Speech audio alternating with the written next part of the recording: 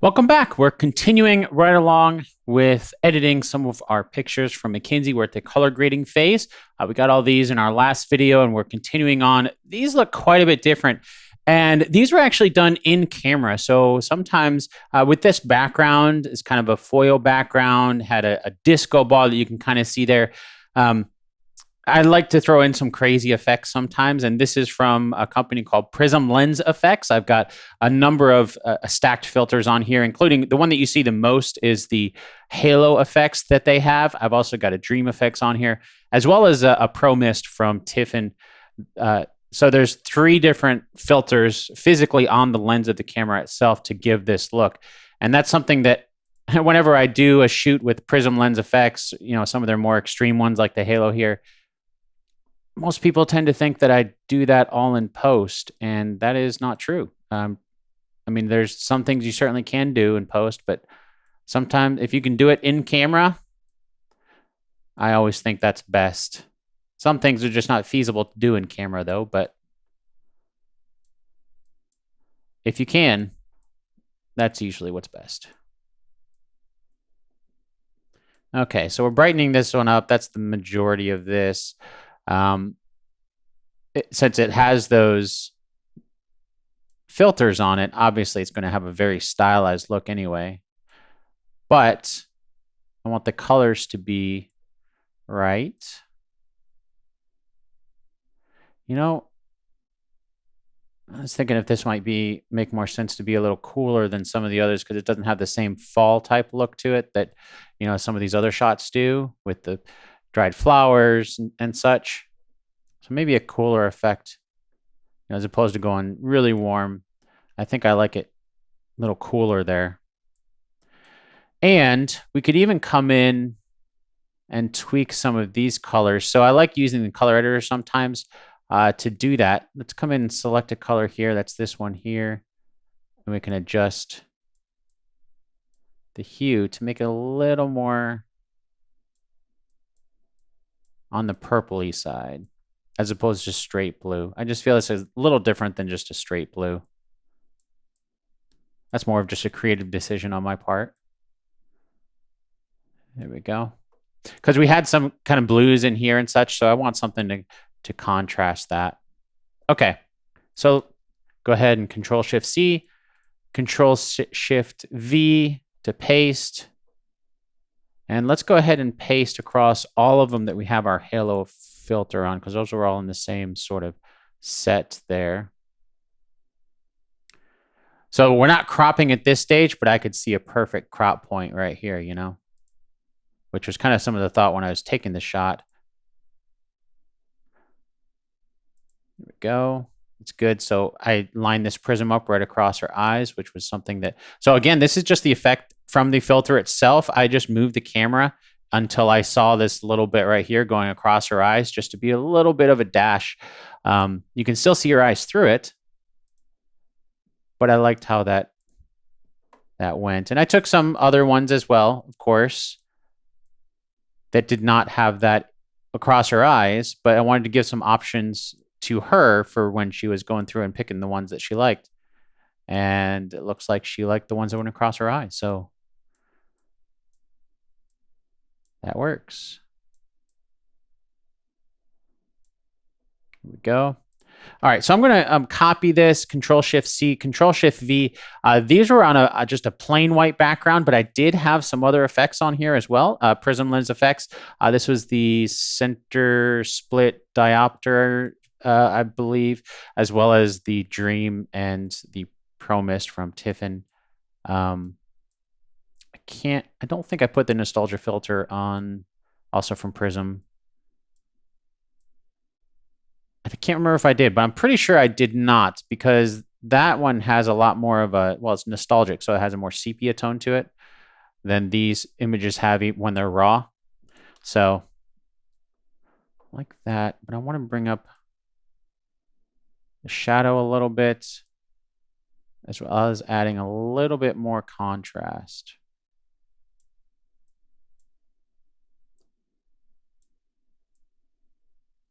There we go.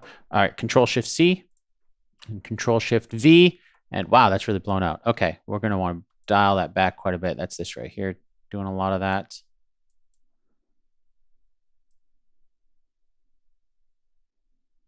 So you can see what the filter on the camera is doing.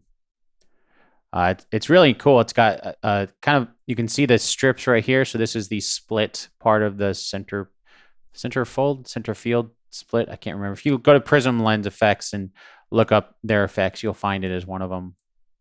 It has this hole in the center where you can see through.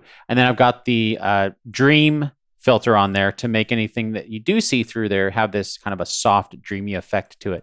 So if I zoom in some here, once the preview is done, you can see it still has kind of this soft feel to it. And that's the Dream effects on top of the split one that's getting these effects around the edges here. Control-Shift-C, Control-Shift-V to paste. It's going to paste. Let's go ahead. Should copy, apply. Maybe this one's just a lot darker. Oh, I bet this is not updating. Preview's not updating. Let's go ahead and force it to right-click, regenerate previews.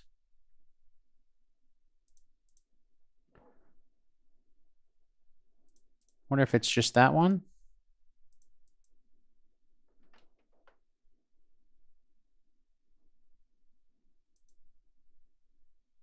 Yeah, okay. Maybe it just took a sec for it to update. Okay, I'm going to do a Control-Shift-V again to paste. Yeah, okay.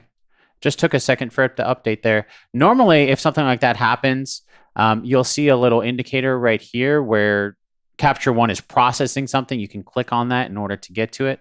But I didn't notice that up there, which is why I was wondering, wasn't really sure what was going on. It didn't seem like it was processing anything because that indicator wasn't there. But yeah, sometimes things like that happen. Okay, so last few here, and this is not the same as any of these others, but you know what though? Actually, now that I'm thinking about this, I'm gonna take this and let's adjust the greens, or maybe I'll do this for the highlights. Let's adjust the highlights to be a little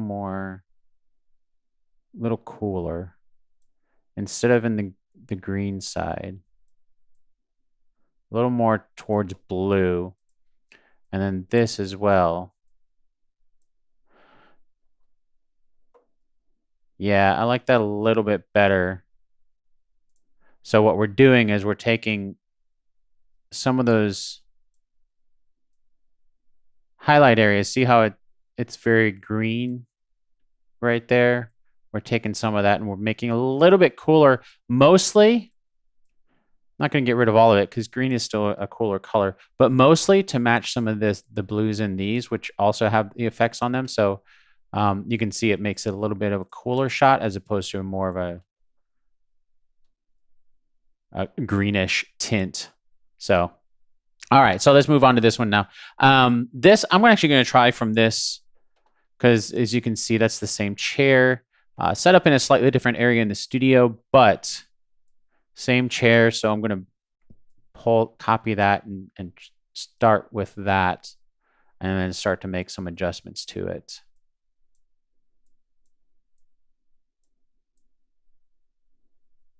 There we go. And then should be able to paste these and they should turn out good. All right, I am happy with those as the base color grading. All right, so the next step here, I'm going to select all of these images and then we are going to edit with Photoshop, and that is going to bring them into Photoshop 100% fixed, TIFF uncompressed. So it's basically the same image that we have. We're burning in the color grading here, and then we're going to bring them into Photoshop as TIFF files that we can start to do further edits onto there. So this process is going to take a little while. I'm going to go ahead and let this sit. I'll stop this video, and then I'll come back after these are all exported and we have the TIFF files ready to bring into Photoshop. So I will see you in the next video where we'll be in Photoshop.